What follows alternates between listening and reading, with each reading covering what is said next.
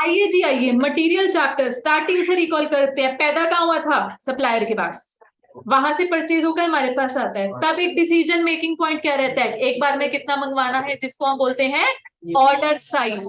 Order size हमारा प्यारा favourite order size कौन सा होता है? ईओक्यू की calculation where A means annual purchase requirement of raw material. साल में रॉ मटेरियल कितना खरीदना है। अब मान लो क्वेश्चन बता रहा है फिनिश गुड्स इतना बेचना है, फिनिश गुड्स की सेल बता रहा है। पहले आपको फिनिश गुड्स सेल से फिनिश गुड्स प्रोडक्शन पर पहुंचना है, फिर फिनिश गुड्स प्रोडक्शन से रॉ मटेरियल कंजम्पशन पर पहुंचना है, फिर रॉ मटेरियल कंजम्पशन से रॉ मटेरियल परचेज पर पहुंचना है। ठीक है ना ये चीज? जहां पर स्टॉक्स नहीं है तो हम क्या बोलते हैं? What ever is consumption that is purchases. कई बारी क्वेश्चन हमको ये कन्वर्जन डेटा नहीं बताता कि एक फिनिश गुड्स को कितना रॉ मटेरियल चाहिए। जैसे ये वाला क्वेश्चन बता रहा था एक फिनिश गुड्स को 4 ए चाहिए। अगर क्वेश्चन ना बोले तो हम बोलते हैं कहीं ना कहीं question average consumption per day या एवरेज कंजम्पशन पर वीक की इंफॉर्मेशन भी दे रहा है, तो उसको यूज करके हम रॉ मटेरियल कंजम्पशन पर आ जाते हैं और उसी को ही परचेज मान लेते हैं। ठीक है जी। ओ मतलब ऑर्डरिंग कॉस्ट पर ऑर्डर, और सी मतलब carrying cost per unit per annum. तो अगर ये मंथ्स वगैरह में गिवन है, हमने इसको एनुअल में कन्वर्ट करना है। सिमिलरली ये एनुअल परचेज रिक्वायरमेंट के लिए भी वो मंथली क्वार्टरली का लेकर थोड़ा सा केयरफुल रहना। अच्छा जी, ईओक्यू आ गया। अब ऑर्डर साइज आ गया। ज्यादा से ज्यादा यहाँ पे डिसीजन में एक पॉइंट क्या हो सकता है कि इसको हम कंपेयर करेंगे किसी और ऑर्डर साइज से, बिकॉज तीन खर्चे जो हैं वो तो होते ही होते हैं। जब भी कोई भी ऑर्डर साइज फॉलो कर लो, वो तीन खर्चों के नाम क्या क्या है? Annual purchase cost, annual ordering cost और एनुअल कैरिंग कॉस्ट। इन तीनों के सम को हम नाम देते हैं एनुअल इन्वेंटरी कॉस्ट। बट अगर सिर्फ ये दो ले तो ठीक है जी। जहां पर ऑर्डर साइज बदला, कहना इसे रेलेवेंट कॉस्ट तो बदलेगी बदलेगी, ईओक्यू पे मिनिमम आएगी। बट हैविंग सेड दैट हमेशा हम ईओक्यू के पीछे नहीं पड़े रहते। जब भी सप्लायर एक लुक्रेटिव डिस्काउंट प्रपोजल रखेगा जिससे कि परचेज कॉस्ट उसके ऑप्शन में बहुत कम हो जाती है, तो हम बोलते हैं जहां पर भी लीस्ट इन्वेंट्री कॉस्ट मिलेगी हम वहां से हम उसका डिसीजन ले सकते हैं। Right, okay.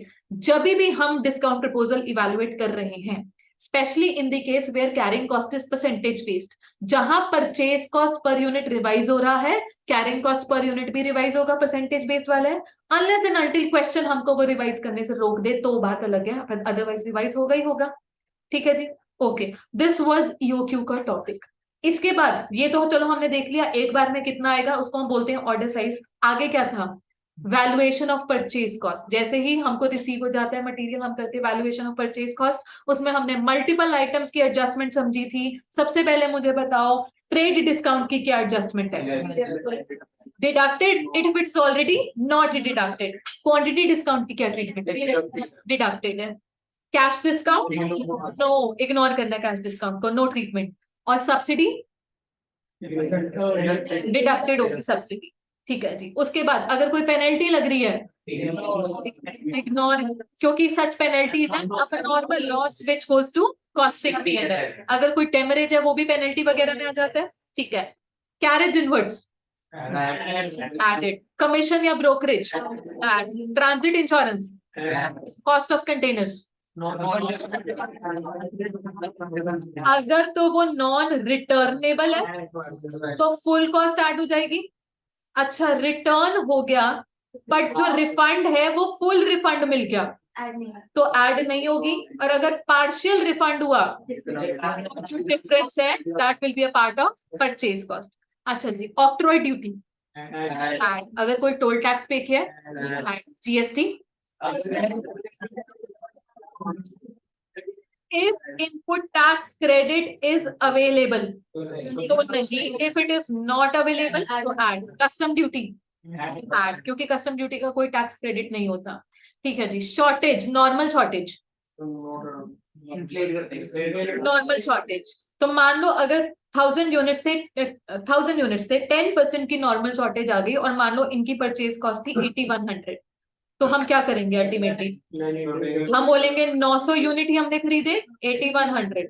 तो ये एक रेट आ जाएगा, मतलब इसको हम बोलते हैं बैलेंस का हमने रेट इन्फ्लेट कर दिया। वैसे परचेज प्राइस कितना था? 8.1, हमने उसको 9 बना दिया। ठीक है जी। अब नॉर्मल शॉर्टेज, मान लो इन्हीं 900 में से 60 यूनिट्स की अब नॉर्मल शॉर्टेज हो गई, तो 60 इंटू 9 करके such value will be transfer to cost of P&L, और बाकी के जो यूनिट्स बच गए 840 उनको हम परचेज कॉस्ट का हिस्सा बना लेंगे।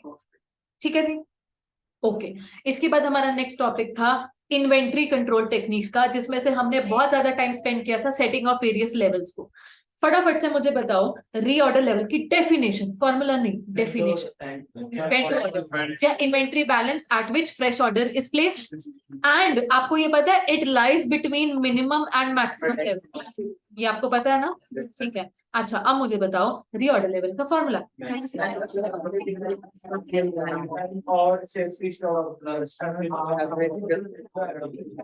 सेफ्टी स्टॉक के लिए हम मिनिमम लेवल बोल सकते हैं। So it is maximum consumption into maximum lead time, और safety stock plus average consumption into average lead time.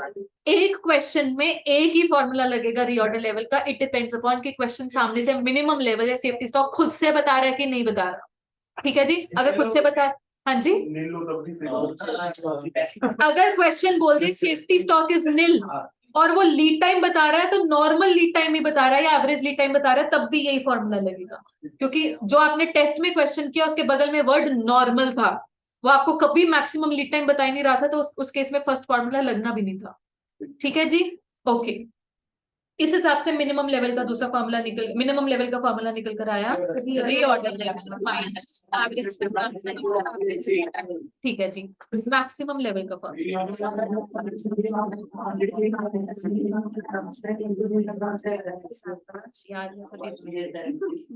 चलो, अगर क्वेश्चन खुद से अपना ऑर्डर साइज बता रहे तो बढ़िया, अगर क्वेश्चन खुद से ऑर्डर साइज ना बताए तो ठीक है। उसके बाद danger level,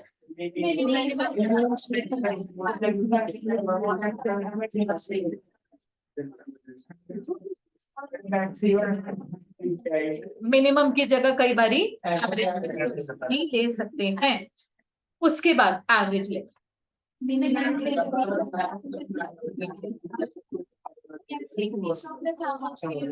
safety stock plus half of order size को हम बोलते हैं प्यार से minimum level plus half of quantity. बहुत बढ़िया।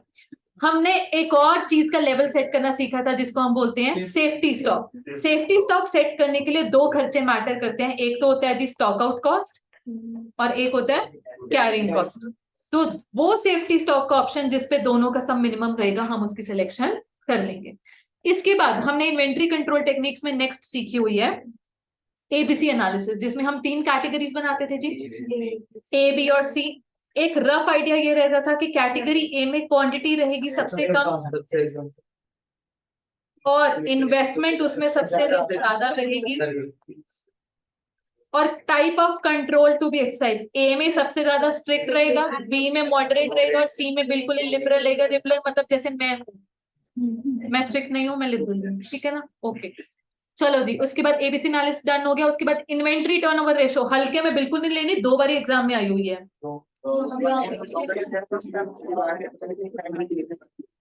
Average inventory, raw material consume कैसे आएगा? ओपनिंग। अब ध्यान से सुनो, ध्यान से सुनो।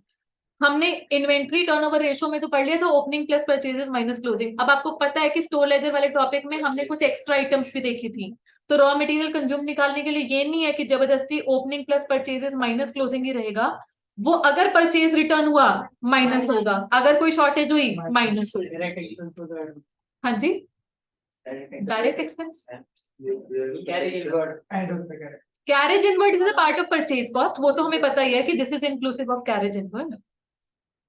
आप क्या कह रहे हैं संदीप? अच्छा, ठीक है, ठीक है। उसके बाद एवरेज इन्वेंट्री, यहाँ पे एवरेज इन्वेंट्री हो जाएगा ओपनिंग प्लस क्लोजिंग का एवरेज। अब higher inventory turnover ratio implies lower inventory turnover ratio implies slow moving item. Inventory turnover ratio से रिलेटेड एक और चीज होती है इन्वेंट्री कन्वर्जन पीरियड, या जिसको हम बोलते हैं average number of days of holding inventory. How is it calculated? Inventory turnover ratio. If inventory conversion period is a low figure, इसको हम क्या बोलते हैं? Fast moving item. If it is a high figure, it is a slow moving item. बहुत बढ़िया। इसके बाद हमने सीखा है स्टोर लेजर बनाना। स्टोर लेजर बनाने के लिए आपने वेरियस मेथड सीखे हैं। फिर एवरेज में simple average, weighted average, perpetual, periodic, perpetual. ठीक है जी। अब सभी स्टोर लेजर बनाते वक्त कोई बात नहीं, जाओ। हाँ जी, सबसे पहले शॉर्टेज है। शॉर्टेज दो तरीके की होगी, नॉर्मल या अब नॉर्मल। अगर अब नॉर्मल शॉर्टेज है उसको कैसे ट्रीट करते हैं? वैल्यू निकालेंगे as per method being followed and such value will be transferred to costing account. अगर नॉर्मल शॉर्टेज है तो दो बातें, दो तरीके की ट्रीटमेंट है डिपेंडिंग अपॉन मेथड। अगर तो ये चल रहा है एवरेज मेथड तो क्या रहेगा, बैलेंस का रेट इन्फ्लेट करना है। बट अगर ये चल रहे हैं FIFO LIFO HIFO method, value निकालेंगे as per method being followed and such value will be transferred to. दूसरा स्पेशल केस था purchase return to supplier. It will be entered in issue column at the rate at which it was originally received. Whatever the method is being followed, method को ignore करते हुए जिस rate पर लाए थे उसी rate पर वापस दिखाना है। तीसरा था हमारे पास कि हमारा प्रोडक्शन डिपार्टमेंट से ही भूला भटका मटेरियल हमारे पास स्टोर में वापस आ गया। तो स्टेप 1 क्या रहेगा, इसकी रिसीट कॉलम में एंट्री दिखाएंगे at the rate at which it was originally issue. जिस रेट पर भेजा था उसी रेट पर इसकी वापसी दिखाएंगे। और स्टेप 2 क्या रहेगा, फर्दर ट्रीटमेंट को लेकर सबसे पहले इसी को भेजेंगे प्रायोरिटी लॉट बनाकर। बट ये सभी मेथड्स में फॉलो नहीं कर सकते, ओनली इन फीफो लिफो हीफो। जहां पर हम लॉट वाइज आइडेंटिफिकेशन करते हैं, नेमली एवरेज मेथड, वहां पे हम इसको बोल देंगे treated as a normal receipt. ठीक है जी। जहां पर भी हमारे पास ओरिजिनल इशू प्राइस अवेलेबल ही नहीं है, वो वापसी वाले यूनिट्स का, तो उस केस में हम लेटेस्ट इशू प्राइस लेंगे एंड हम एक एक्सप्लेनेटरी नोट देंगे। Finish, that's it. इसी के साथ फाइनली मटेरियल चैप्टर को फाइनल टाटा बाय बाय अलविदा। आप लोगों ने आज मुझे इतना झेला उसके लिए thank you so much, thank you so much guys.